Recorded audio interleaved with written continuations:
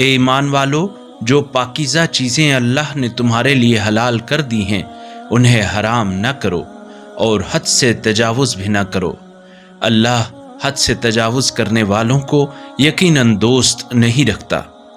اور جو حلال اور پاکیزہ چیزیں اللہ نے تمہیں عنایت کر رکھی ہیں ان میں سے کھاؤ، اور اس اللہ کا خوف کرو جس پر تمہارا ایمان ہے۔